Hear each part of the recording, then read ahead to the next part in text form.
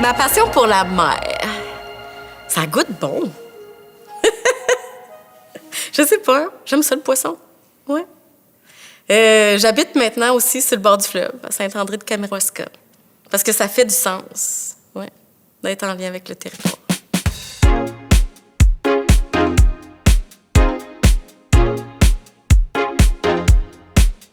J'ai fait mes études en microbiologie, mais je suis vraiment pas bonne dans un labo.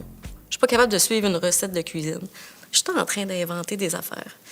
Puis, c'était l'époque avant Internet, là, pour trouver un projet de recherche à la maîtrise.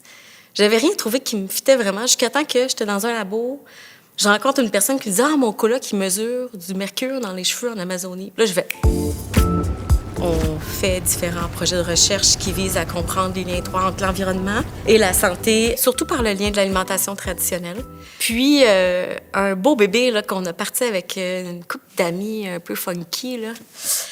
Vous allez connaître ici Colombe Saint-Pierre. Là, c'est le collectif Mange ton Saint-Laurent, avec des amis de tous les horizons, pas seulement de la science, parce qu'on utilise la science comme outil, comme arsenal pour essayer de faire changer les choses, parce que au Québec, on a des pêches exceptionnelles, mais malheureusement, une grande majorité sont exportées. Donc, depuis 2018, on travaille avec des gens de plein de belles organisations pour essayer de faire bouger les choses. Fait que ça, c'est comme la science engagée.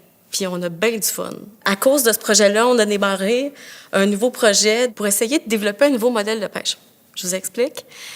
Présentement, en Gaspésie, avec les changements climatiques, il y a 2 pêches qui sont en grande difficulté. La crevette nordique, puis la pêche au turbo. On a eu l'idée folle d'un collègue qui travaille en contexte autochtone d'essayer de s'inspirer du milieu autochtone où ils ont des permis de pêche communautaires pour développer un permis de pêche collectif avec les pêcheurs de tourelles qui sont à côté de Saint-Anne-des-Monts, ceux qui vivent les difficultés avec la pêche au turbo. Avec les pêcheurs, on a comme inventé un nouveau nom, un permis de pêche collective à retombées communautaires. C'est pas facile. On est en train de le bâtir en chemin. On verra qu'est-ce que ça va donner. L'interdisciplinarité ou la multi ou la tranche, je suis pas capable de faire autrement. Dans le sens que lorsqu'on s'intéresse à l'interface entre l'environnement, la santé humaine, la santé des écosystèmes, l'ensemble des disciplines sont indissociables. Tu sais, si je veux comprendre tout ce qui est en termes de ce qui se passe dans l'écosystème, il faut que je travaille avec des gens en biomarine, il faut que je travaille avec des gens en écologie de la faune, ou même en océanographie. Puis aussi, pour comprendre tous les bénéfices des aliments de la mer, il va y avoir des gens dans le domaine de la nutrition, de la toxicologie humaine, en santé publique.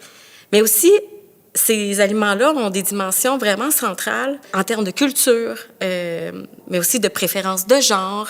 Donc, de plus en plus, on essaie, c'est pas toujours facile, mais d'intégrer les connaissances de nos partenaires du milieu dans ce qu'on fait. Parce que si on veut avoir une vision d'ensemble des magnifiques aliments de la mer, bien, c'est qu'il faut l'aborder sous toutes ses angles. Fait que l'alimentation, ça ramène plein de beaux mondes autour d'une table, par définition. Mais aussi, c'est une belle occasion pour redonner la juste place aux savoirs locaux. Mon but, c'est surtout pas de dire aux Inuits ou mes collègues des communautés quoi faire, mais de leur mettre nos données sur un plateau, les meilleures données possibles pour qu'ils puissent les utiliser pour mettre en place des changements. Ça marche pas tout le temps. Des fois, ça marche.